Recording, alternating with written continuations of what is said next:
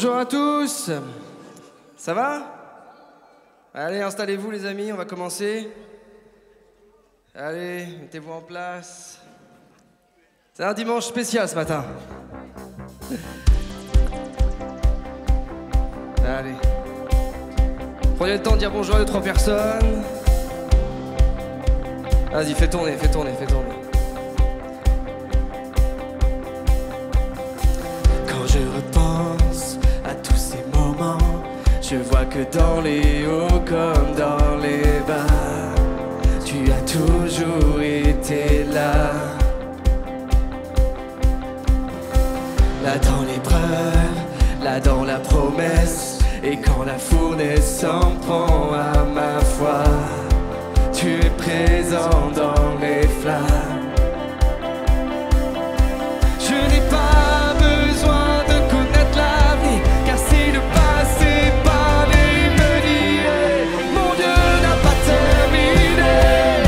S'il a déjà fait, il peut le refaire. Donc ma confiance est en son nom, car mon Dieu est connu pour sa fidélité. Oh, oh, avec le recul, j'ai confiance pour la suite. Amen, car mon Dieu est connu pour sa fidélité. Alors j'avance sans être troublé, car sûr et sauvé comme dans les vallées. Dieu, tu marches devant moi. Amen. Quand tu m'appelles, je te suivrai. Et si l'eau devait céder sous mes pieds, ta main serait mon soutien. Je n'ai pas besoin de connaître l'avenir, car si le passé parlait, il me dirait mon Dieu n'a pas terminé. Oh, peut le refaire. Donc ma confiance est en son nom, car mon Dieu est connu pour sa fidélité. Oh, avec le recul, j'ai confiance pour la suite, car mon Dieu est connu pour sa fidélité. Oh, oh, oh, je n'ai pas besoin de connaître l'avenir, mais je n'ai pas besoin de connaître l'avenir, car si le passé parlait, il me dirait Alléluia. Mon Dieu n'a pas terminé. S'il a déjà fait, il peut le refaire. Donc ma confiance est en son nom. Oh, il est connu. Mon Dieu n'a pas terminé. S'il a déjà fait, il peut le refaire. Donc ma confiance est en son nom. Avec le mon Dieu n'a pas terminé. S'il a déjà fait, il peut le refaire. Donc ma confiance est en son nom, car mon Dieu est connu pour sa fidélité. Alléluia.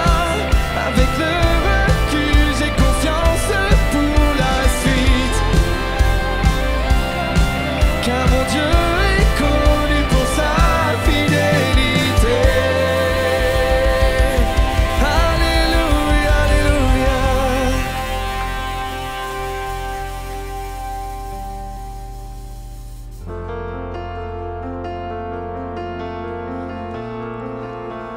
Alléluia, amen, Seigneur Jésus.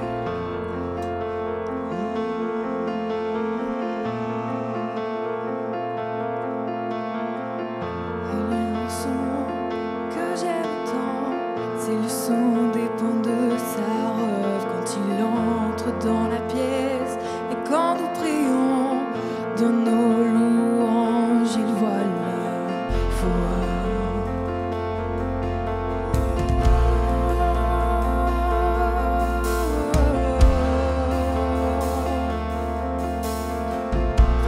son encore. Amen. Il y a un son que j'aime tant, c'est le son des pans de sa robe quand il entre dans la pièce. Et quand nous prions dans nos louanges, il voit la foi. Oh, oh, oh.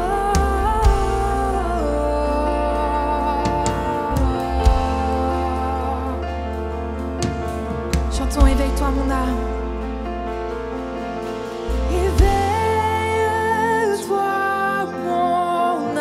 Et chante ses louanges, chante ses louanges.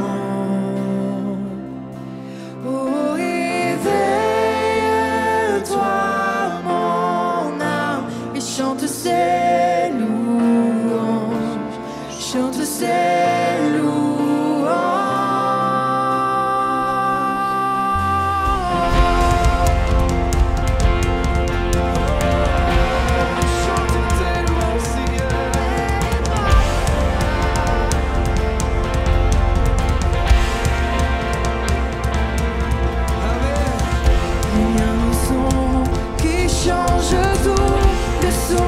Son église à genoux, réveille-toi, oh toi qui dors, c'est l'heure de l'adorer.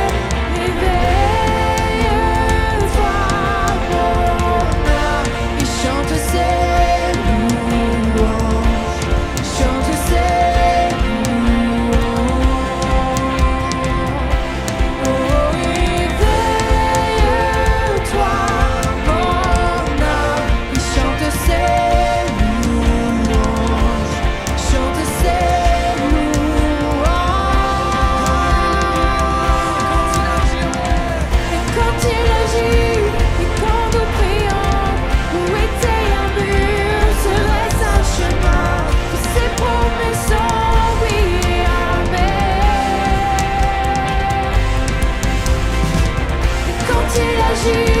il n'y a aucun doute, l'enfer vacille, tremble et redoute.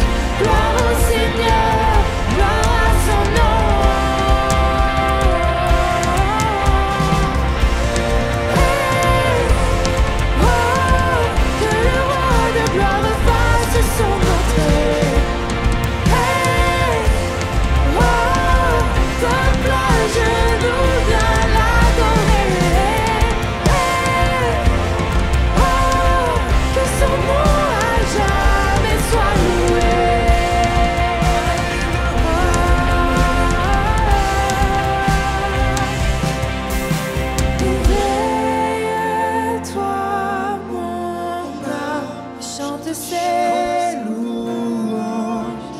Chante ses louanges. Oh, éveille-toi, mon âme, chante ses louanges, chante ses louanges. Oh, éveille-toi, mon âme, Dis-le à ton âme, chante ses louanges. Dis-le à ton âme ce matin. Chante ses louanges. Oh, éveille-toi, mon âme, et chante ses louanges. Chante ses louanges.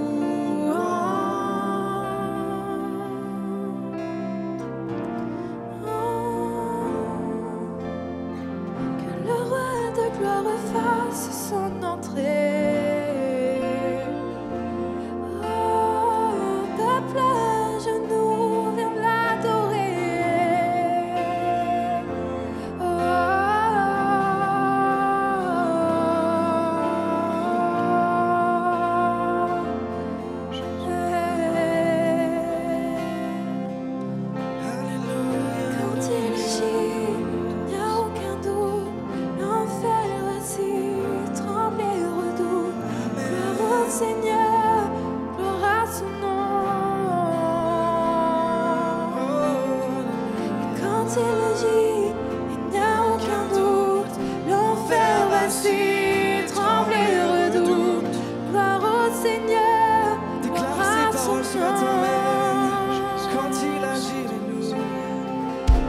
il agit, quand nous prions, où était un mur, se dresse un chemin. Ses promesses sont oui, amen. Mais quand il agit, il n'y a aucun doute. L'enfer voici, tremble et redoute. Gloire au Seigneur, gloire à son nom. Et quand il agit, et quand nous prions, où était un mur, se dresse un chemin. Que ses promesses sont oui, amen. Que tu agisses dans ta vie ce matin, Père. Et quand il agit, il n'y a aucun doute. L'enfer voici, tremble et redoute. Gloire au Seigneur, gloire à son nom. Quand il agit, et quand nous prions, où était un mur, se dresse un chemin. Que ses promesses sont oui, amen. Et quand il agit, il n'y a aucun doute. L'enfer voici, tremble et redoute. Gloire au Seigneur, gloire à son nom. Hey, oh, que le roi de gloire fasse son entrée. Hey, oh, que la genou vient l'adorer. Hey, oh, que son nom à jamais soit loué.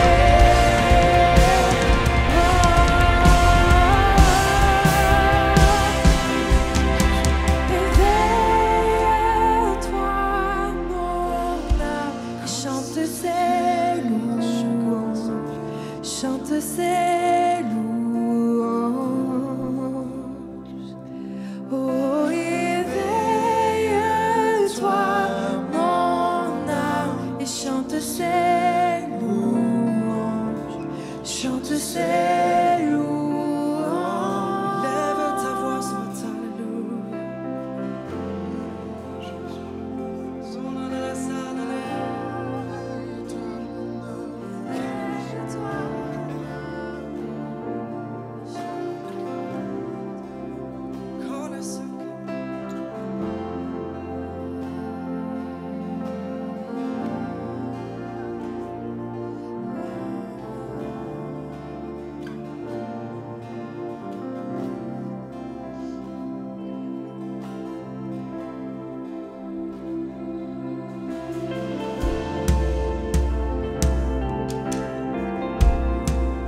Je déclare ce matin que les terres arides vont être à nouveau inondées d'eau. Je le déclare ce matin. Quand je me sens seul et désemparé dans la vallée des ossements desséchés, accroche-toi même, je m'accrocherai à ta parole. Ton esprit sera la boussole qui me conduit sur ce chemin. alléluia.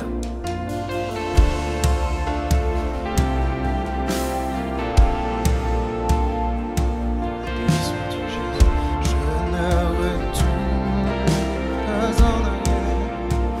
Je ne retournerai, je ne retournerai pas en arrière.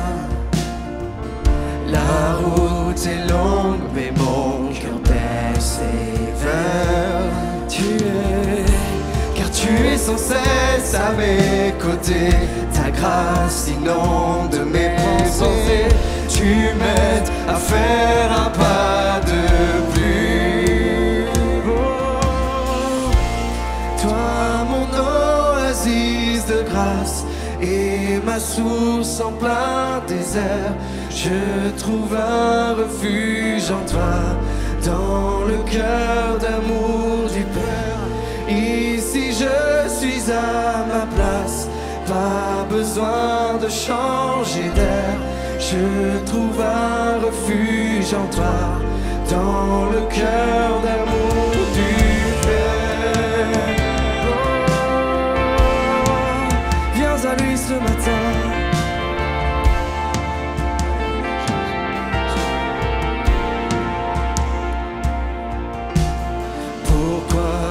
contenterai-je d'un mirage? Si tu me guides au long de ce voyage, lâche prise, amen. Je sais que tous tes plans sont parfaits. Je lâche prise, car Dieu, tu es chemin. Déclare-le.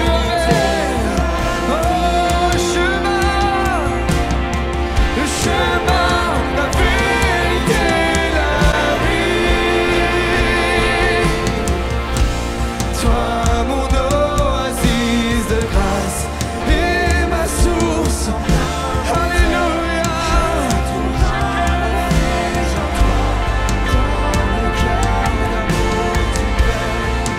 Ici je suis à ma place, pas besoin de changer d'air.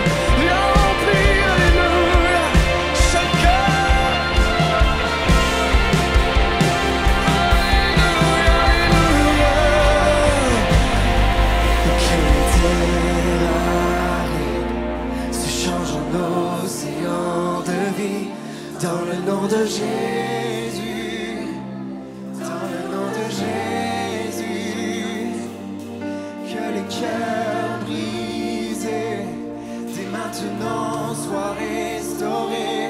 Dans le nom de Jésus, dans le nom de Jésus. Alléluia.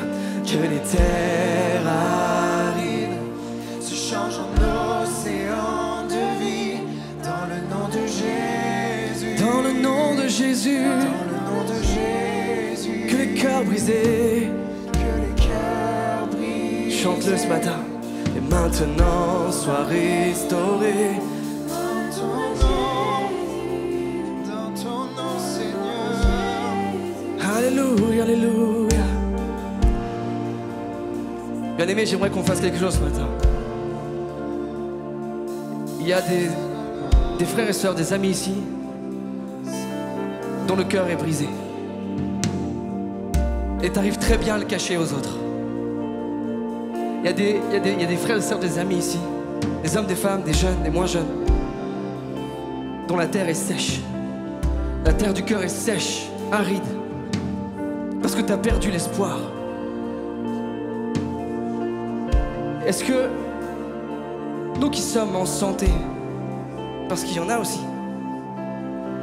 est-ce que nous qui sommes en santé, on peut élever nos mains? On juge personne, on regarde personne.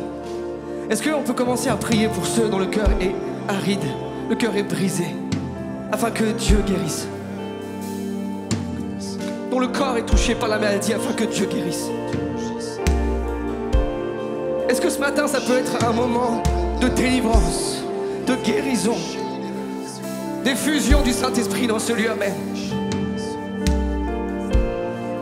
Si toi, ce matin, tout va bien dans ta vie, commence à élever ta voix pour celui qui est à côté de toi, qui est brisé à l'intérieur, dont le cœur est brisé, dont la vie est en miettes.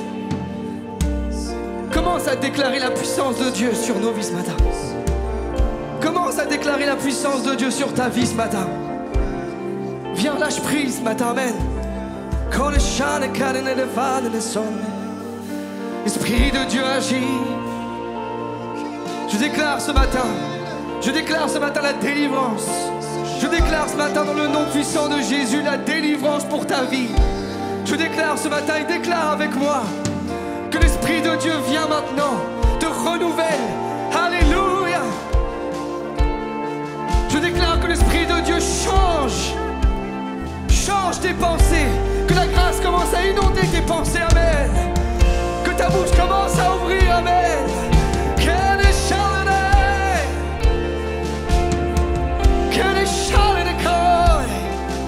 Alléluia, alléluia. Si tu ne sais plus quoi faire, commence à élever tes mains. Si tu ne sais plus comment faire, commence à lever tes mains. Et l'Esprit de Dieu va t'envahir ce matin.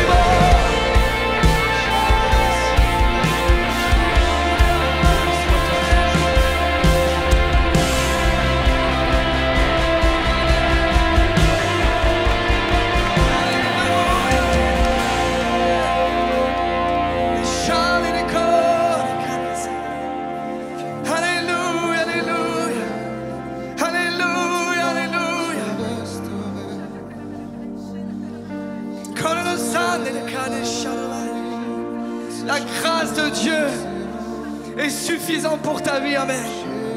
Là où le péché a abondé, la grâce surabonde, amen. Alléluia, alléluia.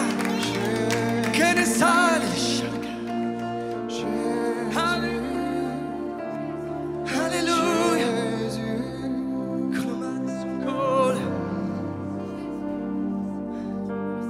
Alléluia. Alléluia. Jésus, nous t'adorons ce matin. Jésus, nous t'adorons ce matin. Alléluia. Alléluia. Alléluia. Nous appelons chaque cœur, chaque pensée captive à l'autorité de Jésus-Christ. Tu n'appartiens plus à ce monde. Tu appartiens à Jésus-Christ. Le diable essaie de te faire croire que tu n'es pas digne. Mais par la grâce de Dieu, tu as été justifié.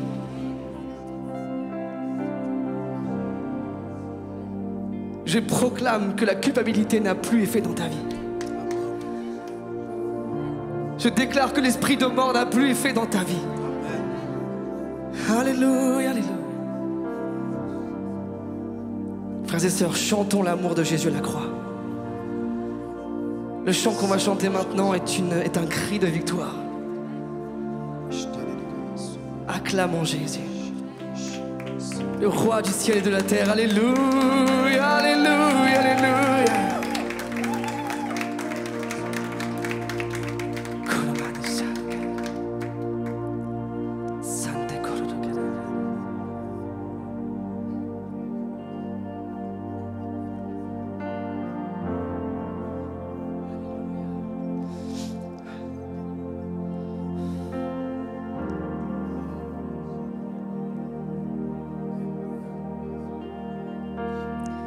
Dès le moment où vint l'obscurité, la mort réclame à la victoire.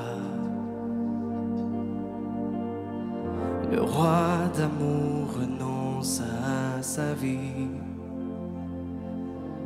Au plus sombre jour de l'histoire, regarde, sur une croix bâtie pour les pécheurs, son sang couvrit l'iniquité. Un dernier souffle et tout fut terminé, mais d'une manière inachevée, car la terre fut débranlée, le voile déchiré. Quel est donc ce sacrifice pour toi et moi, pour que les cieux rugissent? Peuple de Dieu, amen. Acclamons Jésus, oh, le roi du ciel et de la terre. Acclamons Jésus, ne te retiens pas, mais alléluia de l'univers.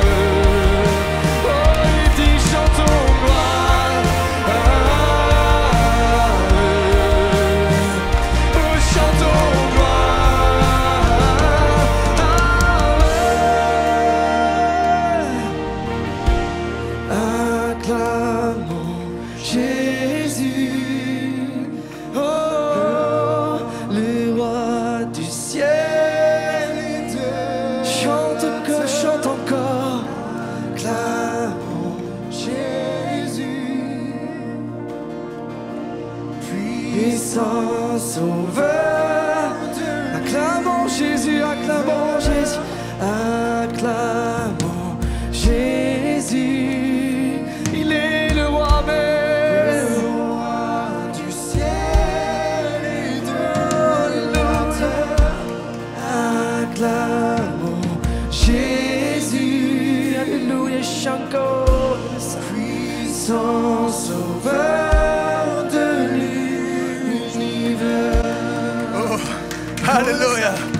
Acclame le roi des rois, acclame celui qui est. Acclame. Alléluia. J'avais juste une pensée à vous partager vraiment ce que Dieu mettait sur mon cœur. Et combien à travers encore ce chant, Dieu nous donne sa royauté.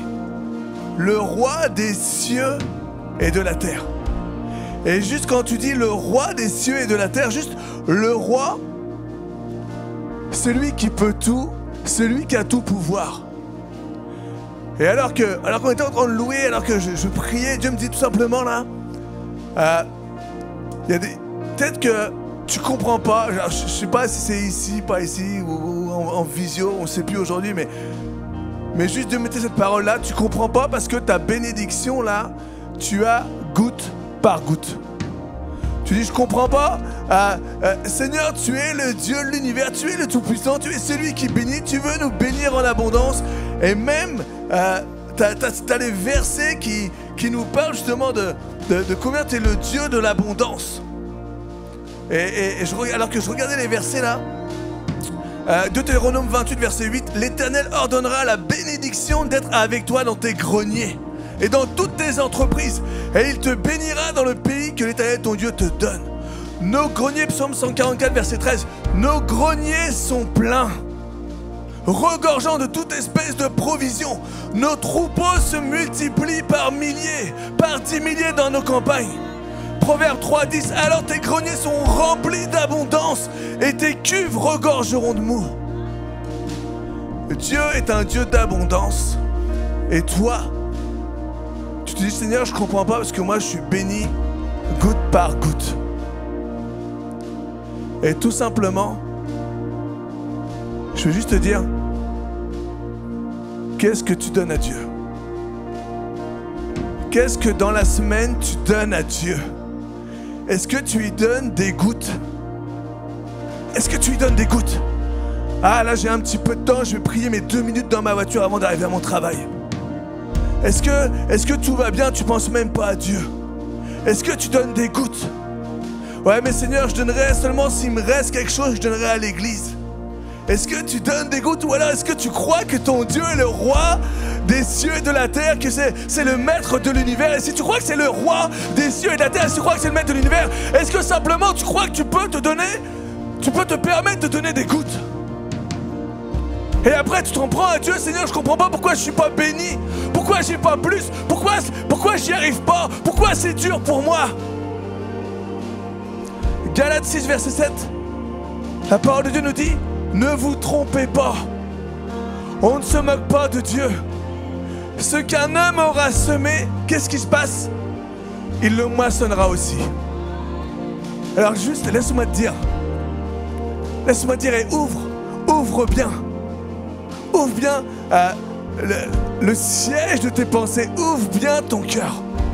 Écoute ce que je te dis. Si tu donnes des gouttes à Dieu parce que tu préfères passer tes plaisirs avant Dieu, alors sois pas étonné que tu vas récolter des gouttes.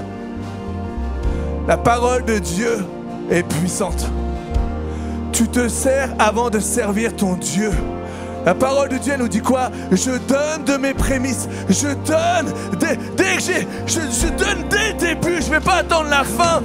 Je veux donner à mon roi ce qui lui est dû. Je veux même lui redonner déjà ce qui est à lui. Et en plus, je veux donner.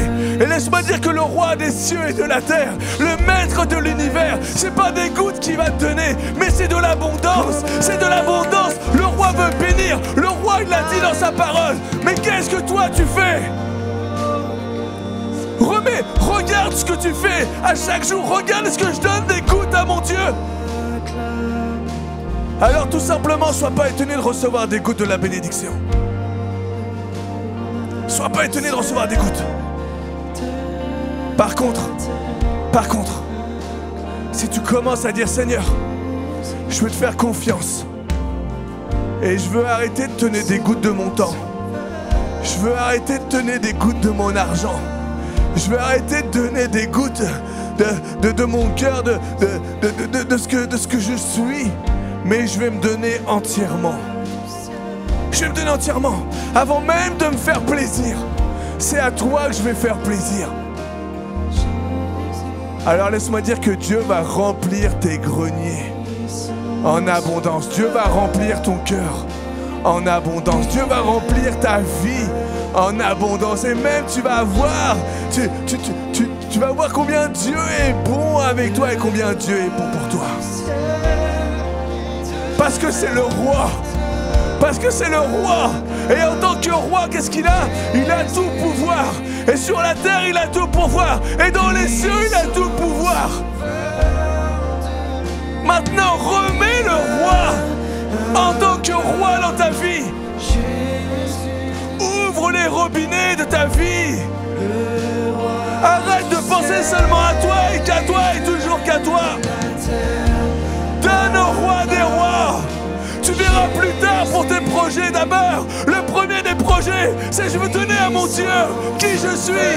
Je veux donner à mon Dieu mon obéissance. Je veux donner à mon Dieu mon temps pour la parole. Je veux donner à mon Dieu mon temps pour l'église. Je veux donner à mon Dieu mon temps pour la prière. Je veux donner à mon Dieu ma part de mes finances. Je veux donner à mon Dieu qui je suis. Et après, je vais me faire plaisir. Oh! Il y a une telle puissance sur le roi des rois. Sois pas étonné. On ne peut pas tromper Dieu. Tu peux tromper les hommes, mais tu peux pas tromper celui qui tous les jours est à tes côtés. Celui qui tous les jours voit ce que tu fais. Oh!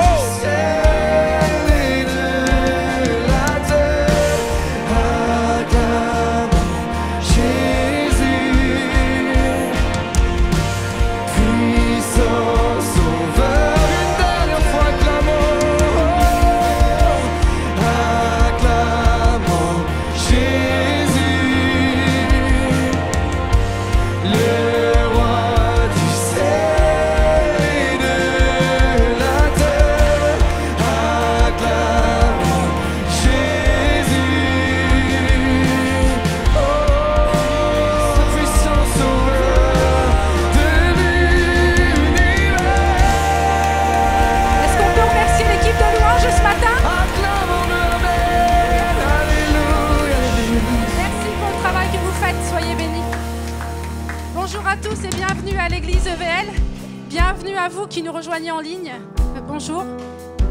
Comme à chaque dimanche, le culte est à 10h30, donc rendez-vous tous les dimanches à 10h30. Qui est d'accord que la prière est une puissance? Alors je vous donne rendez-vous chaque mercredi à 19h pour combattre ensemble. Le dimanche 26, rendez-vous pour les ados, sortie patinoire. Sortez vos agendas parce que du coup le planning du mois de décembre est assez chargé. Et une église en action, c'est une église qui vit. Donc sortez bien vos agendas pour noter toutes les dates. Excusez-moi. Dimanche 3 décembre, Agapé, tous ensemble après le culte. Que chacun, vous puissiez ramener vos repas et on partagera le dessert comme à la fois précédente. Si quelques-uns peuvent faire des gâteaux, allez voir Jennifer pour s'inscrire, pour avoir les quantités nécessaires. Donc pas de chocolat, mon mari n'aime pas. Samedi 16 décembre, alors ça s'adresse plus aux femmes. Donc goûter de Noël pour les femmes. Pensez à vous inscrire, c'est important. C'est une après-midi un peu particulière. Il y aura un concours pull moche de Noël. Donc sortez vos plus beaux pulls. Sur inscription, donc venez voir Catherine, Morgane ou moi pour vous inscrire afin qu'on puisse préparer au mieux cet après-midi-là. Il y aura également un petit... on piochera chacune, on s'offrira un petit cadeau comme à l'année passée pour celles qui étaient présentes. Vendredi, il y a trop de choses. Le 17 décembre, ce sera le Noël des enfants, donc toute l'après-midi du dimanche 17 décembre, l'église va se transformer en aire de jeu pour nos enfants. Donc venez nombreux à inviter des personnes qui voudraient se joindre à nous pour cet après-midi de Noël. Le vendredi 22 décembre, gala de Noël, donc sur inscription.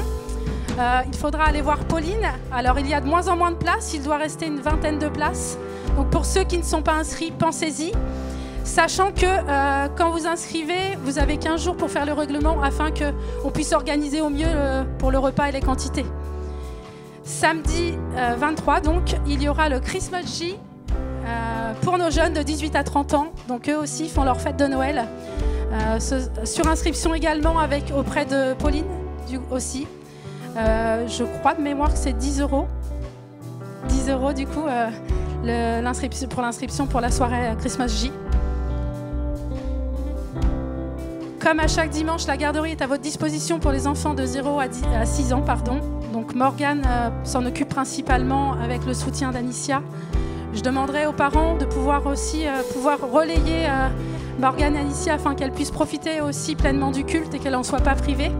Il y a un calendrier qui est mis sur la porte si chacun pouvait s'y inscrire les dimanches réguliers afin que ça puisse tourner. Merci d'avance aussi de laisser la salle comme vous l'avez trouvée, donc propre. Comme on vous l'a dit la semaine dernière, du coup, le plan Vigipirate est renforcé. Donc à partir de 10h45 à chaque dimanche, la barrière sera fermée. Donc du coup, soyez à l'heure, sinon ce sera plus compliqué.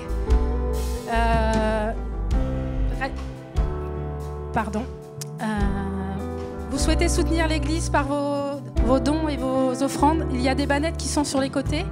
Merci à l'avance pour vos dons et vos offrandes. Il y a aussi possibilité de faire des virements à l'église. Vous demanderez le RIB à Manu. Restons connectés donc, sur Insta, Facebook et YouTube. Vous pouvez retrouver les messages en ligne et pour toutes les informations, tout ce qui se passe dans l'église sur Facebook et puis Instagram.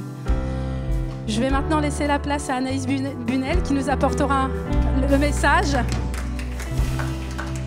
Juste une petite parenthèse, pour tous ceux qui avaient commandé les calendriers auprès de Jacqueline, ils sont arrivés, donc vous pouvez aller la voir à la fin du culte. Merci à vous, soyez bénis.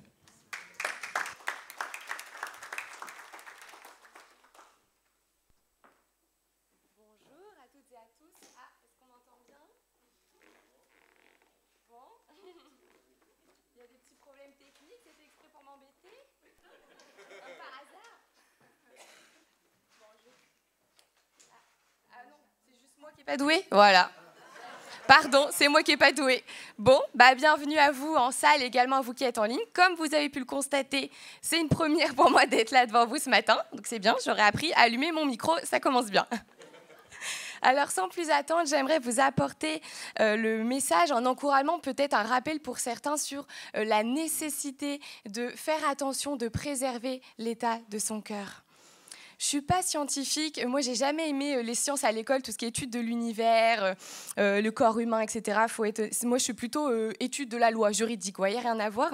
Donc, pour vous parler du cœur, ce matin, j'ai dû faire quelques recherches scientifiques. Vous inquiétez pas, c'est le b.a.-ba. On va pas du tout aller faire un cours de sciences. Vous inquiétez pas.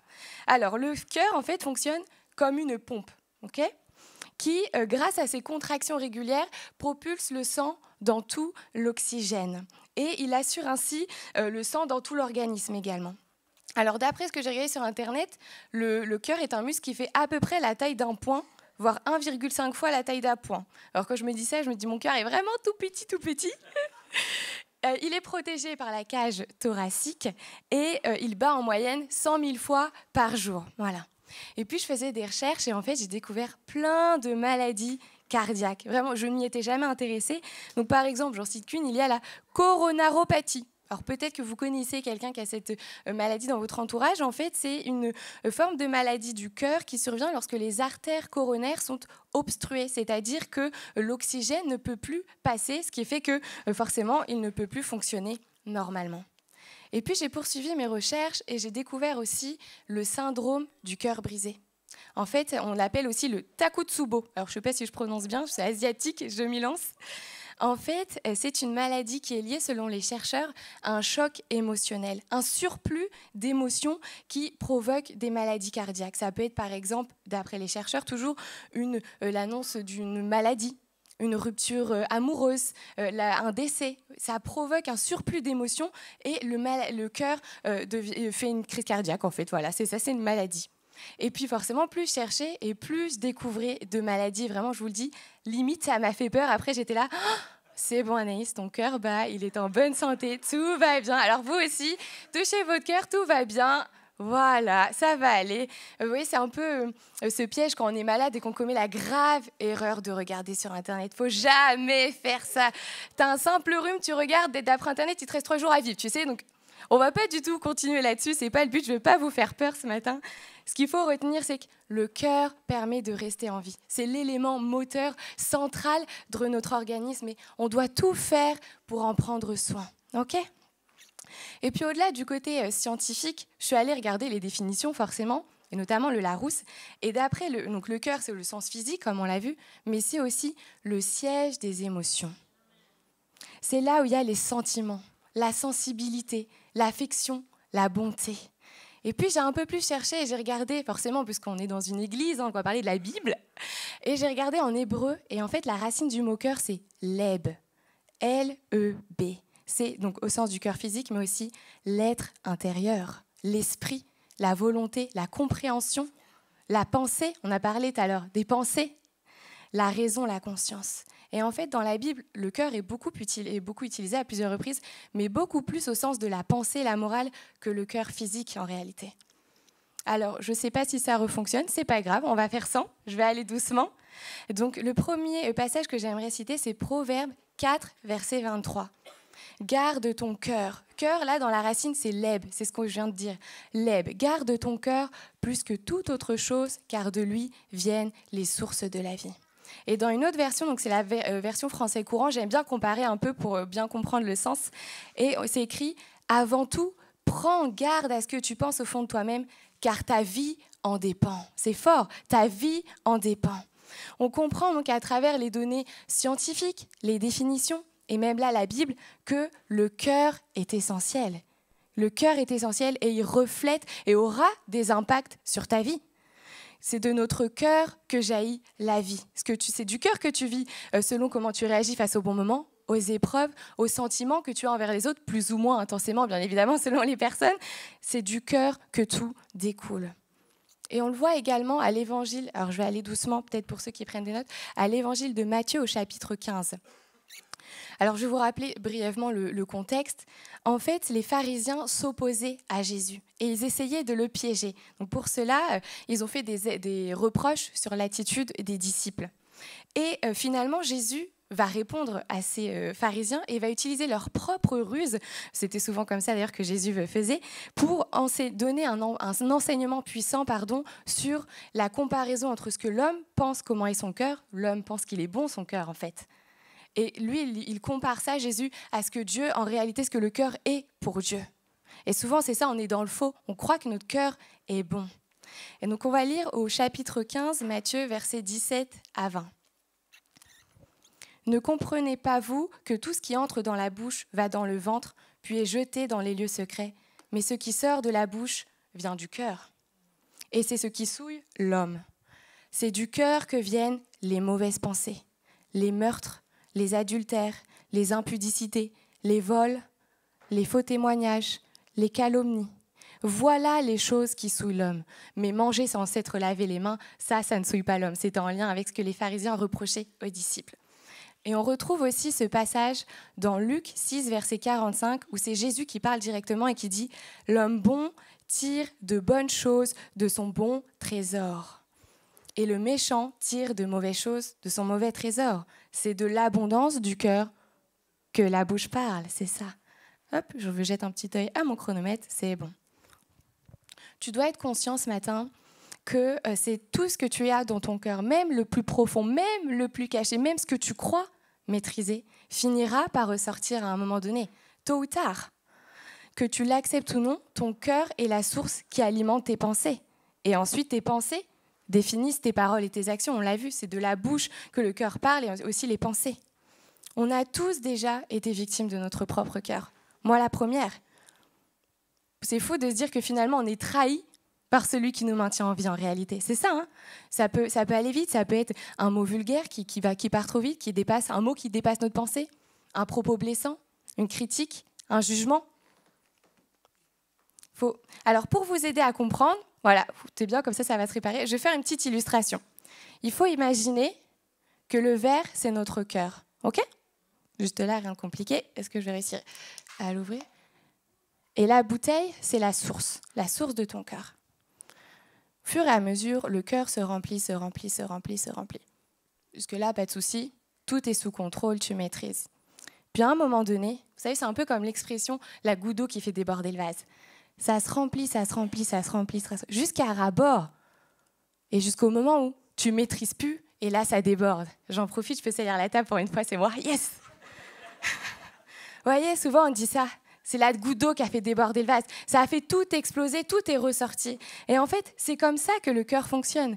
Tu es là, tu conserves, tu gardes au fond de toi, t'emmagasines, comme on dit, tu gardes. Et à un moment, tu ne peux plus contrôler. Et ça finit par sortir. Et Dieu a créé ton cœur pour qu'il déborde. Non, ne soyons pas surpris. De toute façon, c'est comme ça. Tu ne peux pas le contrôler. On l'a dit, nos cœurs sont impurs. C'est comme ça. Tu ne peux pas le contrôler. Maintenant, tu peux prendre une décision. Tu as le choix. Soit tu laisses ton cœur se remplir de mauvaises choses et déborder de choses impures qui auront des conséquences autour. Soit tu décides que ce soit Dieu qui remplisse ta vie. Dieu qui remplisse ton cœur et que tout ce qui déborde de mon cœur puisse le glorifier et le représenter. Mais ça relève de ta décision à toi. On persiste souvent à vouloir changer nos actions en se disant « faut que je sois plus sage, faut que je parle plus doucement, je tourne 7 fois ma langue là autour dans la bouche avant de dire un propos ». Mais en réalité, c'est le cœur qu'il faut changer directement. Voilà la racine. Donc voilà, comme vous pouvez l'imaginer et le comprendre ce matin, ce qu'il y a dans ton cœur aura des conséquences. Ça va déborder, on l'a vu, qui peut être positive ou négative. Pour toi, pour ta vie, pour tes actions, pour tes paroles aussi, et pour ton entourage, ta famille, tes collègues, tes amis, il y aura forcément une conséquence. Ça marche toujours pas. Pardon, merci. Et malheureusement, le constat est le suivant. Un cœur brisé va briser. Un cœur détruit va détruire. C'est comme ça, malheureusement. Et j'ai envie de dire, un cœur dépourvu de Dieu finira par empoisonner. Et il empoisonnera tout son cœur, et empoisonnera son entourage et le reste et toutes les actions qui en découleront. Alors voici ma question ce matin. Comment va ton cœur ? Comment va ton cœur ce matin ? Vous savez, la réalité, c'est qu'on est tous confrontés aux ennemis de nos cœurs. On est tous à la même enseigne. Ton voisin n'est pas mieux que toi t'es pas mieux que ton voisin. Moi, la pire si vous voulez. On est tous confrontés aux ennemis de nos cœurs, puisque la réalité, c'est que nous avons tous un cœur impur.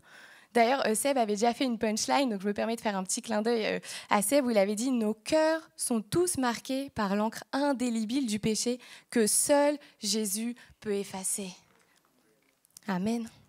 Et la réalité, c'est qu'on est tellement affecté par nos péchés qu'on ne peut pas, par nature de nous-mêmes, se rendre compte, réaliser que notre cœur est impur en réalité. C'est qu'on a besoin de la révélation du Saint-Esprit pour réaliser que notre cœur est impur. Seigneur, viens révéler ce qui est impur dans mon cœur et viens enlever ce qui est impur pour justement mettre ce que toi, tu désires. On a besoin du Saint-Esprit humainement. Personne ne s'en rend compte. Et en réalité, il faut savoir que le cœur est un problème depuis toujours. Alors, il y avait déjà le prophète Jérémie qui le déclarait dans Jérémie 17, verset 9. « Le cœur est tortueux. » Ah, merci.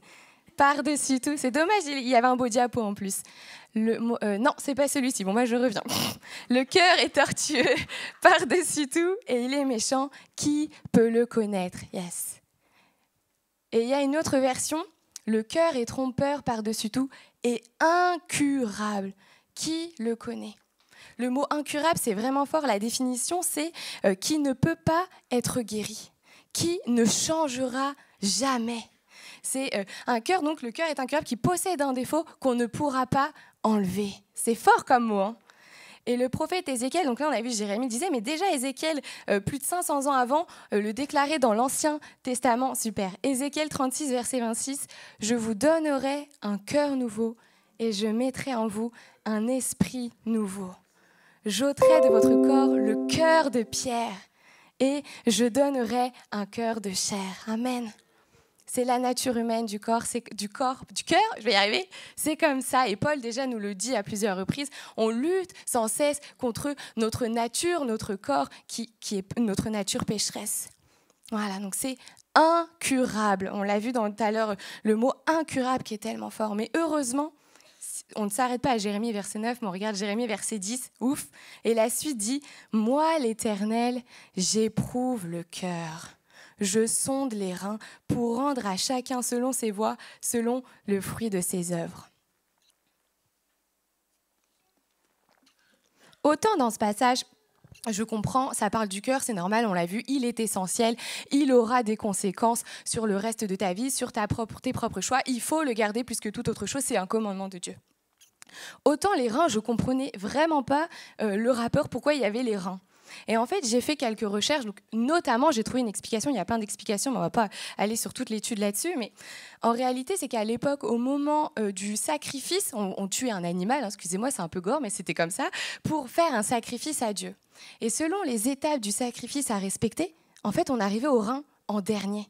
C'était la partie du corps la plus profonde à laquelle on arrivait à la fin, en fait. Et je pense que c'est vrai, enfin, je sais pas, je suis sûre, dans ce verset, c'est comme ça que, en fait, c'est que Dieu voit jusqu'au plus profond de ton être. C'est comme ça qu'il faut le comprendre. C'est l'image du lieu où se cachent les sentiments secrets, ceux qu'on ne voit pas à l'œil nu. Donc les reins vont de pair avec le cœur ici.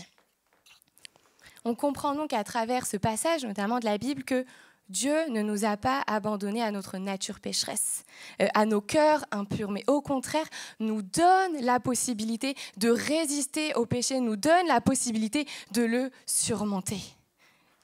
Heureusement, par sa grâce, nous pouvons garder nos cœurs plus que toute autre chose comme il nous le demande.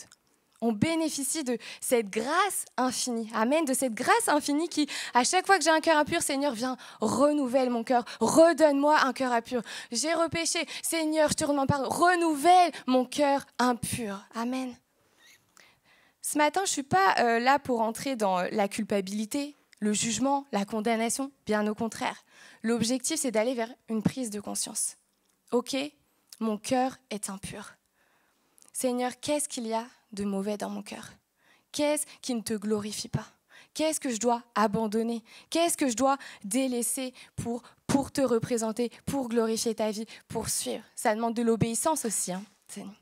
Et c'est tellement difficile de réaliser, de diagnostiquer les problèmes de son cœur. C'est pour ça que c'est vraiment un commandement. Il faut être prudent, être quotidiennement en alerte. Ok, comment est mon cœur aujourd'hui? J'ai réagi comme ça, j'ai fait ça. Oh, c'est quoi la raison, en fait, la source à l'origine qui explique ça? Et je nous invite vraiment ce matin particulièrement à demander au Saint-Esprit, viens révéler les ennemis de mon cœur. On a tous nos propres ennemis du cœur. Il y en a une liste incalculable, ça c'est clair. Donc, je me suis permise de juste lister quelques ennemis communs face auxquels on a tous tendance à lutter pour essayer de garder nos cœurs.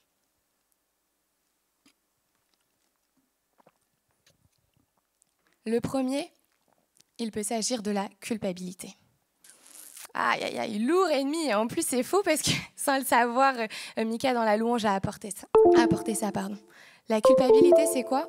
C'est littéralement le fait de se sentir coupable pour quelque chose que nous percevons mal. Et ce que Dieu appelle un péché. Et souvent, face à la culpabilité, on a tendance à essayer de se racheter, à faire des actions pour essayer d'apaiser notre cœur, notre culpabilité, à dire sans cesse « je suis désolée, je suis désolée, je suis désolée ». C'est bien, hein? Mais la réalité, c'est que seule la confession du péché peut éliminer ta culpabilité.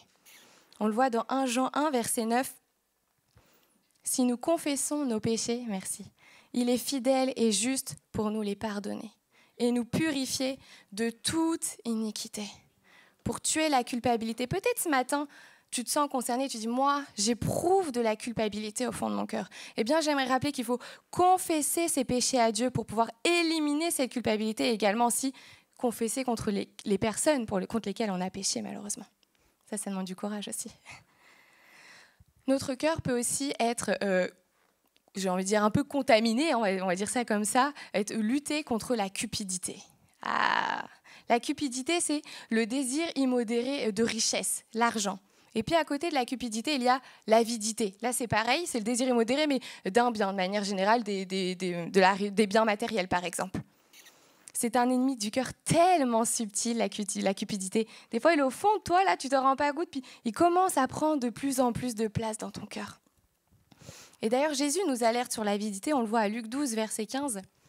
« Gardez-vous avec soin de toute avarice, car la vie d'un homme ne dépend pas de ses biens, serait-il même dans l'abondance. » Même dans l'abondance, ta vie ne dépend pas de tout ce que tu possèdes ici-bas sur terre. Et un peu plus loin, en verset 21, il y a écrit que la personne avide, on donne la définition, c'est quelqu'un qui amasse des trésors pour lui-même et qui n'est pas riche pour Dieu. On l'a vu tout à l'heure. Est-ce que tu donnes des gouttes à Dieu ? Qu'est-ce que tu donnes à Dieu comme richesse ? Pour garder notre cœur de l'avidité, de la cupidité, on doit donner avec générosité.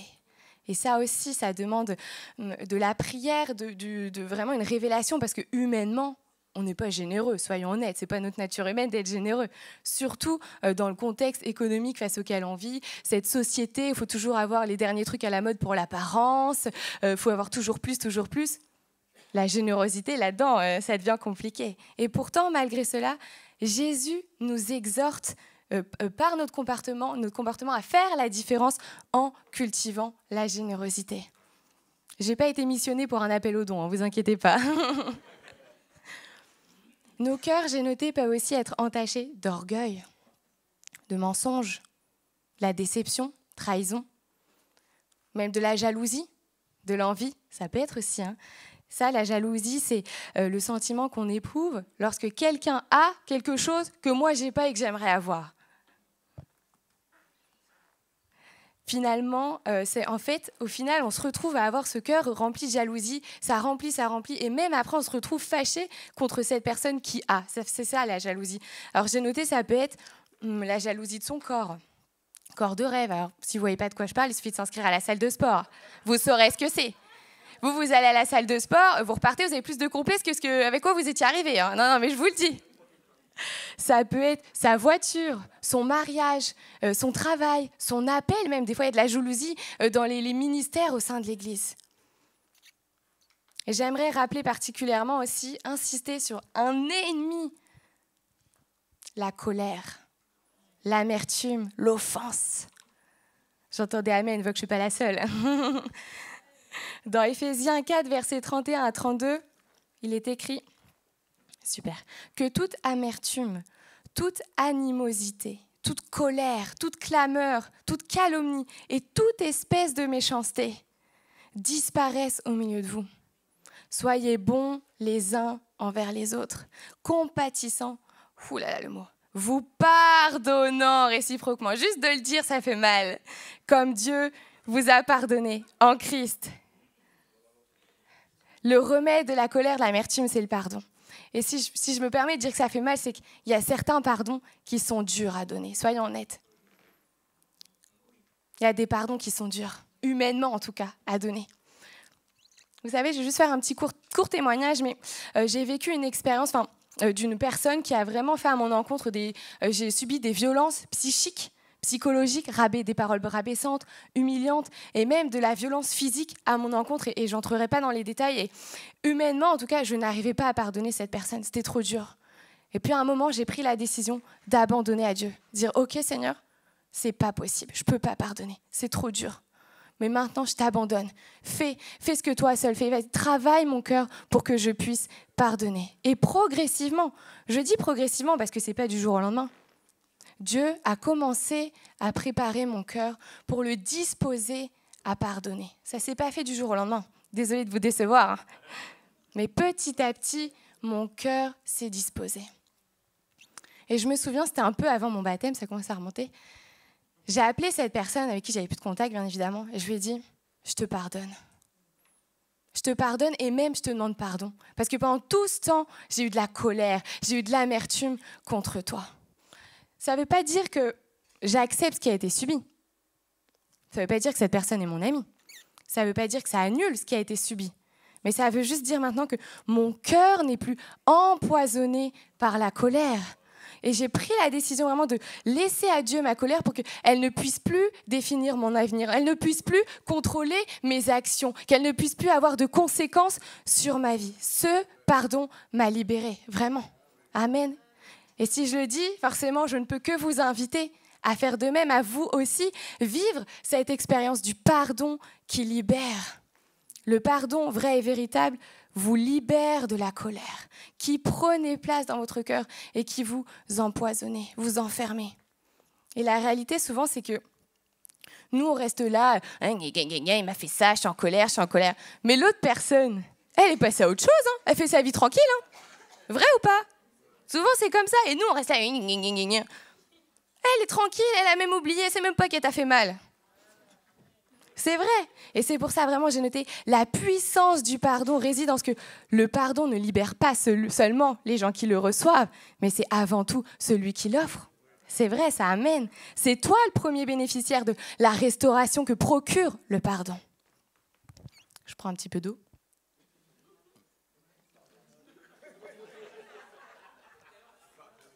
C'est bon, on me pardonne. C'est bon, j'ai bien fait de parler du pardon avant. Et malheureusement, donc voilà, peut-être il y a un autre ennemi du cœur, toi, face auquel tu es confronté, il y a une liste immense. Mais malheureusement, si on ne veille pas à faire attention, là, si on ne veille pas à garder notre cœur plus que d'autres choses de tous ces ennemis, notre cœur finit par être brisé. Alors, d'après divers sites internet, j'ai regardé, j'ai dit comment réparer son cœur brisé. Peut-être on peut trouver quelque chose d'intéressant.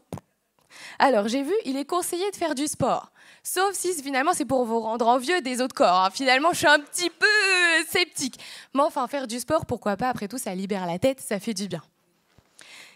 J'ai vu penser à autre chose. Ouais, facile à dire. Hein. Je suis un peu quand même sceptique aussi sur la solution.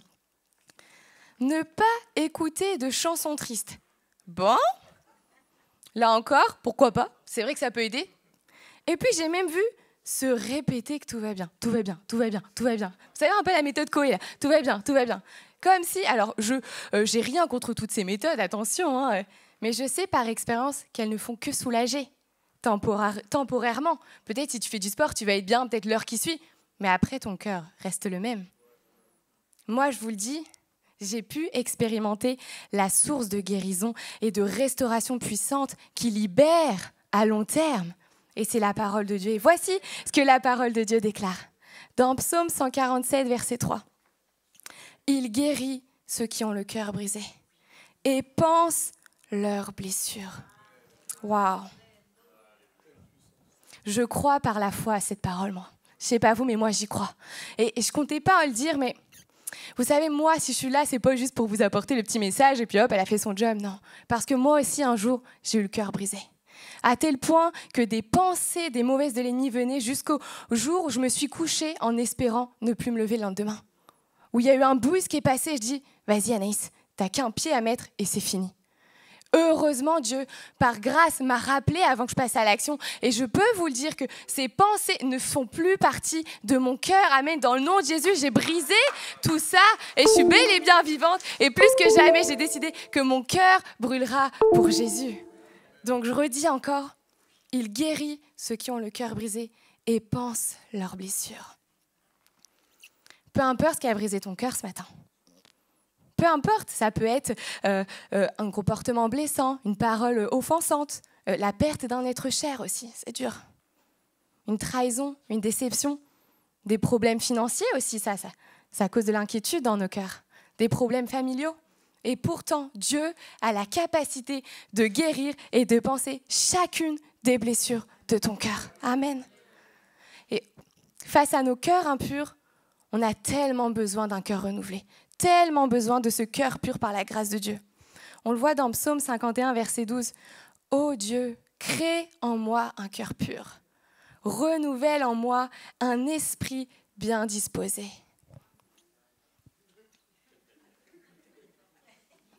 J'ai un peu mal à la gorge. Ce psaume a été écrit par David. David, c'était l'homme selon le cœur de Dieu. Et comme c'est bien indiqué, David, c'est l'homme selon le cœur de Dieu, mais c'était un homme avant tout. Et comme nous, il était infaillible, comme toi et moi.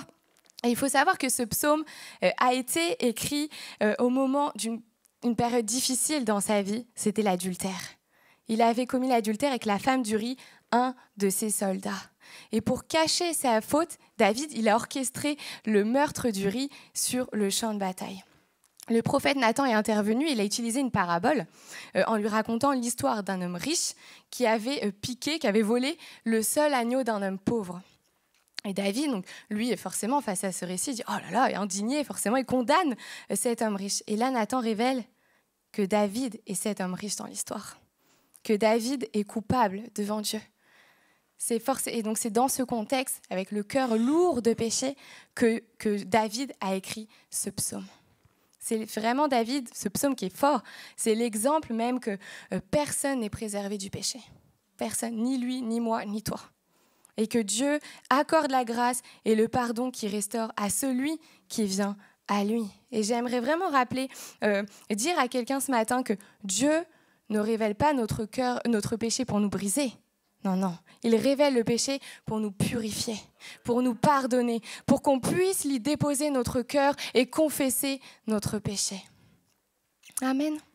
Et vraiment, c'est une invitation ce matin, une prise de conscience à dire « Oui, je suis faillible. Oui, mon cœur est impur, mais alors que le péché frappe à la porte de mon cœur, je refuse, je ferme et je reste avec toi, Seigneur. » C'est ça, il faut avoir ce réflexe-là.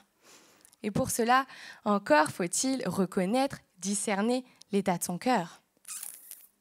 Et accepter surtout et laisser Dieu agir.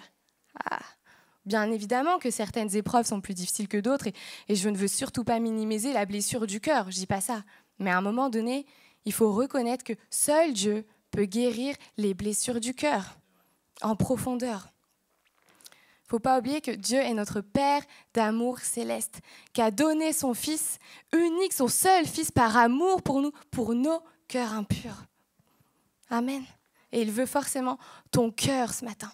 Il veut que tu lui donnes, qu'il puisse le réparer, le modeler, te donner ce cœur nouveau. Alors tu peux faire du sport, tu peux te vider la tête avec tes amis, etc. Mais sache que seul Dieu répare les profondeurs de ton cœur, les racines. Je vois le temps qui file. Tu sais, ce matin, tu peux tout cacher.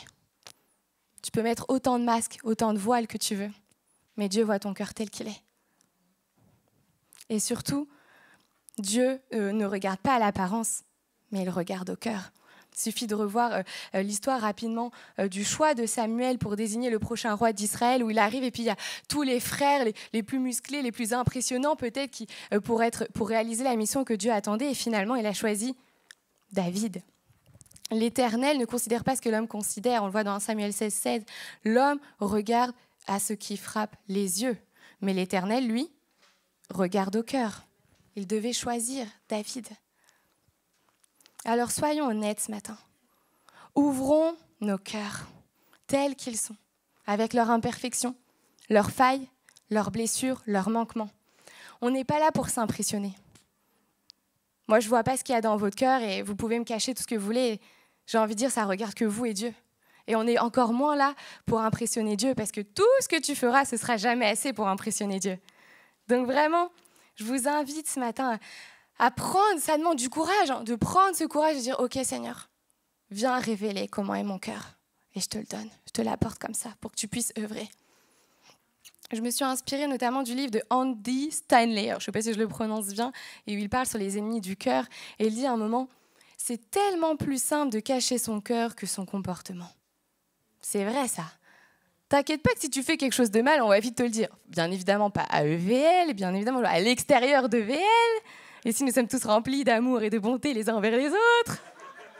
Mais à l'extérieur, si tu fais quelque chose de mauvais, on va vite te voir et on va le dire. Mais dans ton cœur, si t'as pensé quelque chose de mauvais, personne va le savoir, personne va le voir. Enfin, jusqu'à preuve du contraire, moi, j'ai pas des lunettes bioniques pour voir ce que pensent les gens.